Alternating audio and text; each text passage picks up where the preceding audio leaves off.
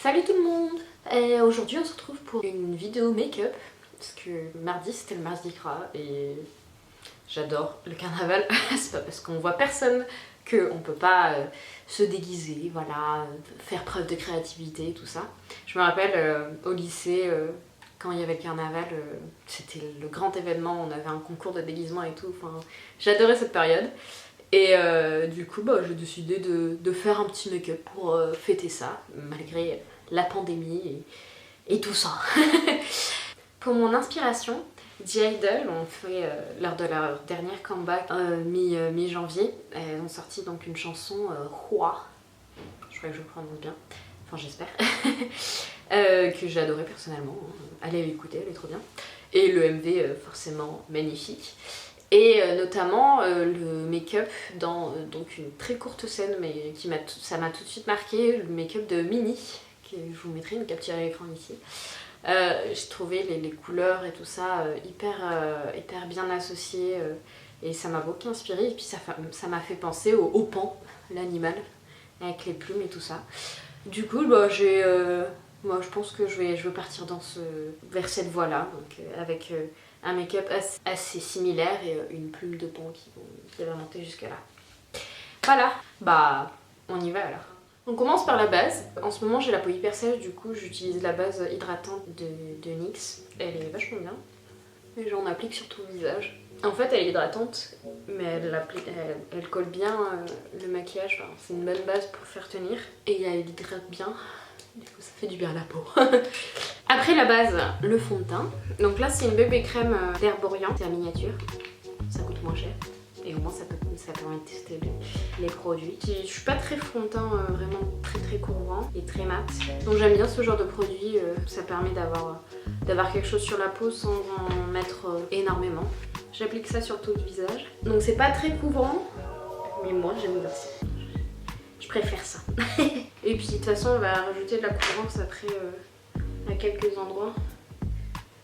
Donc je rajoute de la couvrance sur la zone T et les bords du visage avec le fond de teint de Révolution. Je l'aime pas sur tout le visage parce qu'il est trop couvrant. Et puis j'ai l'impression que quand je le mets, déjà il bouge de partout et puis j'ai l'impression qu'il m'assèche la peau. Du coup je l'aime juste par petites touches. Donc la zone T. Et celui-là il est plus clair que ma peau, donc il illumine en plus, ce qui est pas mal. Et ensuite on passe à l'anti-cerne. Donc là aussi j'en mets pas beaucoup parce que déjà j'ai des cernes mais naturellement quoi. Donc je ressens pas le besoin de me rajouter beaucoup de couvrance. Enfin de rajouter 3 tonnes de produits. En plus je trouve qu'après ça alourdit l'œil et je me plais. Donc j'utilise le Tarte, hein, le classique, enfin que tout le monde a, mais qui est vachement bien en fait, c'est pas pour rien. Ensuite, je rajoute le blush crème de chez Fenty en tête Pétale Popine. C'est un joli rose. De toute façon, je porte que des blushs roses. J'en ai pas beaucoup, mais c'est que des roses. Ou alors des corails. Faudrait que je teste des nudes, mais pas pour l'instant. Donc je l'applique déjà sur ma pommette. J'aime bien le blush en fait. Ça rajoute de la couleur au visage et je préfère largement rajouter un peu de peps avec du blush que du contouring ou de l'highlighter hyper fort. Je trouve que ça fait un côté plus mignon. Et puis bon, comme je m'inspire d'un make-up coréen, j'aimerais bien un peu reproduire cet effet mignon qu'il y a en Asie. Du coup je rajoute bien et un peu sur le bout du nez. L'effet un peu e-girl ou coup de soleil, ça dépend comment vous le prenez. Donc là je fais une base en crème que je viendrai réintensifier par-dessus la poudre avec un blush poudre. Je vais poudrer ensuite. Je vérifie bien qu'il n'y ait pas de ridule au-dessous de mes yeux. Sinon ça va les marquer et ça va pas être très flatteur. Et ensuite j'utilise ma poudre.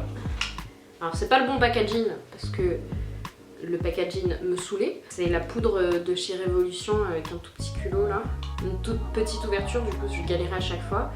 Du coup j'ai recyclé le contenant de ma crème de jour et j'en ai fait un truc poudre, ce qui est beaucoup mieux puisque là j'ai une grosse ouverture donc je peux aller attraper de la poudre et en plus je peux essorer mon pinceau dans le capuchon. Donc pour le dessous d'œil, je vais prendre mon éponge et aller poudrer le dessous d'œil.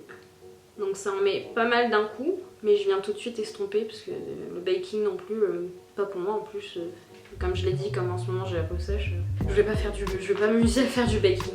Donc une fois que le dessous d'œil est fait, je vais me prendre un gros pinceau, enfin un pinceau poudre quoi, je trempe, j'essore un peu et après je vais répartir la poudre dans le capuchon pour qu'il n'y ait pas un amas de poudre juste à un moment, juste à un endroit du pinceau. Et après je viens tapoter. On ne tourne pas parce que sinon ça déplace tout en dessous et c'est pas trop ce qu'on veut. Je viens rajouter un blush que j'ai eu dans le camion brillé de lavande de Make Up Revolution. Donc il est rouge, mais ça me va très bien. Donc je viens prendre un autre pinceau, je trempe. Alors il est très pigmenté du coup, mais après il s'estompe très facilement. Et je viens intensifier donc le blush que j'ai mis juste avant. Et bien évidemment aussi sur le bout du nez. Je vais prendre un highlighter un peu rose, alors je vais pas vous montrer parce que je me suis rendu compte que le violet était cassé. Mais je vais prendre le Pink Opal de la palette Amethyst de KVD Vegan Beauty. Je vais prendre un plus petit pinceau, celui-ci. Et ensuite, je vais mettre un highlighter.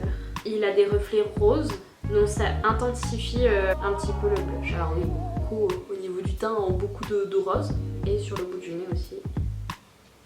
Et ensuite, pour homogénéiser tout ça, je viens prendre un gros pinceau propre. Et comme ça, ça va estomper et ça va se faire mélanger les matières, ce qui va être plus uniforme au niveau du teint. Voilà! Alors au niveau du teint, c'est fait. Et donc on va passer aux yeux. Alors pour les yeux, donc j'aimerais bien un peu refaire son make-up. Du coup j'ai plusieurs palettes pour pouvoir faire le vert en coin interne, le bleu violet sur la partie interne de l'œil et sur la partie externe ce rouge un peu mauve. Pour la base, j'ai celle de chez MAC, la Prep and Prime. Elle est pas mal, mais sans plus. Enfin, en fait, elle est pas colorée, mais elle accroche bien. Je la travaille un peu en tapotant pour mettre sur les deux. Il en faut vraiment pas beaucoup. D'habitude, je le fais avant de poudrer mon teint, mais là, j'ai oublié. Donc, je viens la stopper avec un pinceau pour bien répartir toute la matière sur l'œil. Et donc, elle a pas de pigment, mais moi, je trouve que ça pas si grave. Par contre, elle est très collante. Donc elle vient directement accrocher le pigment, donc elle est assez efficace. Et puis avant aussi on va faire les sourcils. Donc j'ai pas vraiment de technique, enfin pour moi les sourcils c'est des sourcils quoi. Et je suis assez satisfaite de ma forme naturelle de mes sourcils. Juste je les définis, mais j'ai pas de travail particulier au niveau de mes sourcils. Donc sur la tête je mets juste des petits coups et puis après je redessine. Je suis juste la forme en fait, en la redéfinissant. Et j'utilise le crayon de chez NYX qui est ma foi plutôt pas mal. Et ensuite je viens fixer les poils avec un gel à sourcils coloré. Parce que au moins je trouve que ça apporte de la dimension, le fait de rajouter du pigment sur les poils. Comme ça, y a pas que le sourcil, ça fait pas des sourcils plats. Et ça, je trouve que ça fait plus naturel. Et donc, je vais prendre ma palette Beauty Bay, la Witch palette. Et je viens de prendre le Vanish, le beige, pour poudrer mon arcade sourcilière et pouvoir dégrader plus facilement mes fards à l'extérieur. Donc ce qui est bien, c'est que c'est exactement la couleur de ma peau. Du coup, c'est plutôt pas mal. Une fois cela fait, je vais commencer par l'extérieur de l'œil, donc la partie violette. Pardon, rouge, enfin rouge-violet quoi. Alors pour l'extérieur, je vais prendre la palette Off Tropic de chez NYX. Mais je vais prendre cette tête là. Je prends un pinceau plat et je viens sur l'extérieur de l'œil et faire juste une ligne. Donc ça va être un make-up assez étiré qui va allonger l'œil. Et donc je viens, hop, faire une ligne. Et un petit peu remonter aussi dans le creux. Je fais un triangle en fait. Et je viens à peu près au tiers de l'œil, tiers externe. Et en même temps, je vais en profiter pour faire le dessous aussi. Pour connecter les deux lignes. Alors je commence un peu à le dégrader, mais c'est pas cette forme de pinceau n'est pas forcément faite pour ça. Mais du coup, je commence à peine. Et puis de toute façon, je vais mettre une couleur de transition après. Et une fois cela fait, donc, je vais prendre la tête un peu plus rouge, celle-ci, pour dégrader et puis rajouter un petit peu de tonalité rouge que j'avais pas forcément avec celle-là. Donc j'y vais vraiment très doucement avec un pinceau fluffy comme ça, juste pour dégrader la fin et faire la transition. Je prends à peine le pinceau dans le fard. Hein. Parce que en plus les fards de cette palette sont très pigmentés. Alors je crois qu'elle est plus disponible parce que c'était une édition limitée de genre il y a 2 ans je crois. Et je reviens des fois avec l'autre fard pour pas perdre d'intensité quoi. Parce que je veux pas que ça soit rouge, je veux que ça soit violet majoritairement. Avec un petit sous-ton, mais on garde le violet. Voilà, une fois que ça c'est fait, je vais passer au milieu de paupières qui va être mon bleu un peu violet. Bon en fait, je vais rajouter un petit peu de... Je vais aller jusqu'au milieu de la paupière. En reprenant, ça va plus au milieu de la paupière. Donc je vais reprendre, je vais juste allonger. Et donc bien sûr, on rallonge en haut et en bas. Et avec la table de transition aussi. Ensuite, je viens prendre un petit pinceau plat comme ça et je vais commencer à faire donc, le milieu.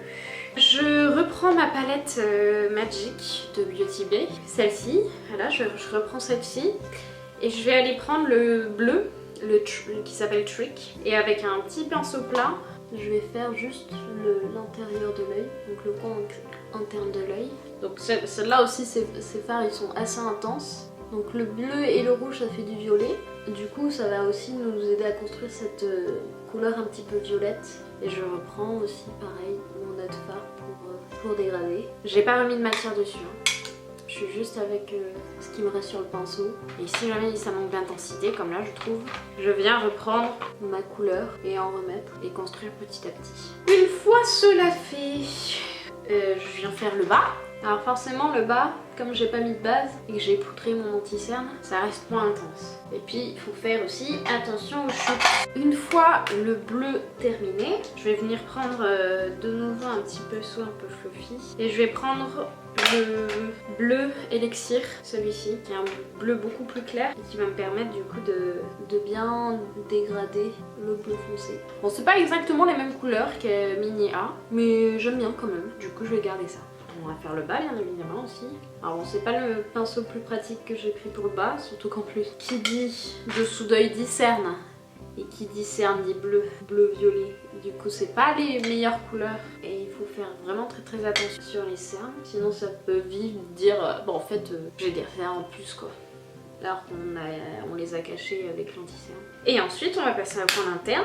Je vais prendre une autre palette. La Aura In Out de Colourpop parce qu'il y a ce fard-ci qui m'intéresse. Donc c'est un fard bien vert, bien pop. Donc je vais aller le mettre comme ça en coin interne. Il est bien intense. Je prends un tout petit pinceau, c'est un pinceau à lèvres, mais perso j'utilise jamais des pinceaux à lèvres pour mettre mes rouges à lèvres. Et donc souvent je les prends pour faire mes coins internes, comme ils sont précis, et je trouve ça bien. Donc j'aime bien, c'est assez intense, mais pas assez. Donc je vais venir mettre un coup de spray fixateur dessus pour que le pigment en fait il s'accroche encore plus. Et je dégrade aussi bien évidemment en coin interne avec le bleu. J'enlève les chutes que j'ai eues. Ensuite je vais faire ma muqueuse, donc muqueuse supérieure bien évidemment je vais mettre un noir. Et en inférieur je vais mettre un bleu, donc c'est celui de chez Lancôme, bon, ça j'aime pas trop. Yes. Non, en fait, je vais mettre le noir aussi en bas. Parce que j'aime pas le bleu. Et comme il est déjà foncé. Voilà. Et je vais faire mon liner. Je prends le Pink Ink de chez NYX. Qui est hyper bien. Le seul truc qui est chiant, c'est que quand il devient vieux, après il devient tout liquide et ça fait des stries partout, c'est très chiant. Et je vais faire un liner classique. Mais je vais beaucoup l'amincir, enfin je vais faire un trait très fin en coin interne pour vraiment avoir cet effet allongé. Et en coin externe, alors moi j'ai une paupière qui tombe un peu en fait sur le coin externe. En fait je commence pas mon liner au coin interne directement, en fait sur le dessus de la paupière. Mais je prends aussi le dessous d'œil un tout petit peu. Pour, comme ça tombe, pour plus étirer et plus remonter.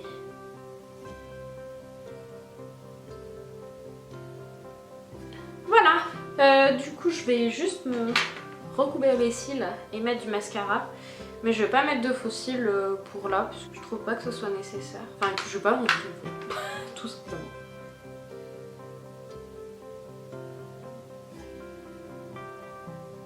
Et puis en plus, ce mascara il fait pas mal de volume. Du coup, on peut se permettre avec lui de pas mettre de faux cils quoi. Et pour les cils du bas, faut faire vraiment attention avec lui parce qu'il a une grosse brosse. Donc on va passer à la fleur, pas du tout, la plume de Pan, juste ici. Donc j'ai cherché sur Google tout simplement et j'ai pris cette image là comme référence. Donc avec un petit peu plus artistique parce que bon, un Pan ça ressemble à ça en fait. Donc enfin niveau couleur et tout ça c'est pas non plus... Enfin c'est beau, hein, c'est magnifique mais ça m'inspirait pas trop alors que là avec plus de couleurs, plus artistique. Voilà. Du coup je vais prendre principalement la palette de Sura Beauty UV Right. C'est des liner cake. C'est-à-dire que là on peut les toucher, ils sont tout secs et il faut les activer avec de l'eau pour pouvoir donc en faire des liners. Et ce qui est bien c'est que du coup on maîtrise la texture si on veut un peu plus liquide ou quoi, un peu plus sec. Surtout que ce qui est bien avec cette palette c'est que elle vient avec un petit pinceau hyper précis et qui est super bien je trouve.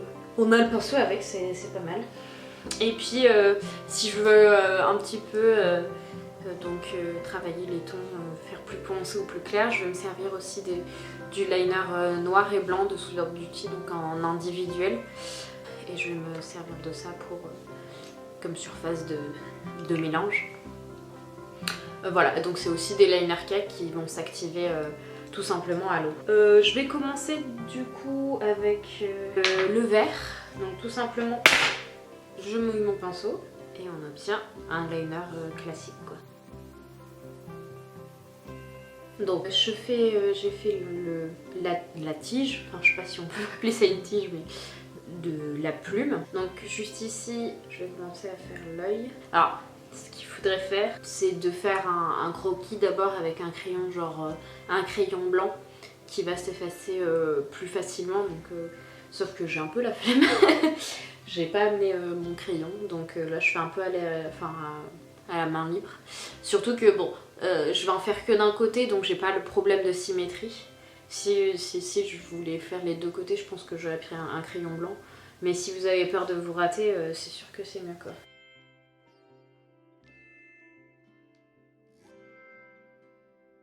Ouais, ils sont très bien ces liners sauf que ils sèchent très rapidement je trouve. Donc dès qu'on a un petit peu, qu'on prend un peu de notre temps, faut revenir mouiller.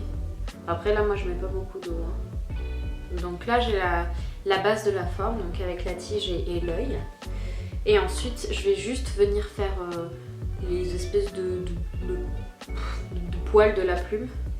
Donc juste en venant faire comme ça des petits stries. Donc je veux pas faire quelque chose non plus de... Enfin je veux que ça reste quelque chose comme de la peinture quoi, de l'art. Je veux pas quelque chose de très réaliste quoi. Alors ça marche aussi enfin si vous n'avez pas la palette, ça marche aussi avec des fards à l'eau tout simplement. J'en ai pas mal et puis en plus des pas très chers. Moi j'en ai une de Snazaroo et je l'avais pris je crois 30 balles, elle est dispo sur Amazon. Je vous mettrai un lien en barre d'infos si vous voulez. Et c'est pas mal en fait pour tout ce qui est maquillage un petit peu artistique comme ça. Je trouve moi le problème c'est que comme c'est des fards à l'eau, ils se diluent à l'eau. Et donc, au niveau de la tenue, je trouve que c'est pas optimal quoi. C'est chiant un peu je trouve les fards à l'eau aussi. Parce que en fait ça se dégrade pas forcément très bien. Des fois t'as un côté qui est sec et un côté qui est mouillé. Du coup quand tu veux mettre ton pinceau où c'est mouillé, t'enlèves ce qui est sec aussi. Enfin c'est chiant, c'est un peu chiant à travailler je trouve. Une fois que je suis arrivée, donc j'ai fait des petits strays comme ça tout au long de ma tige. Et donc là je fais le tour de l'œil et je viens recouvrir comme ça.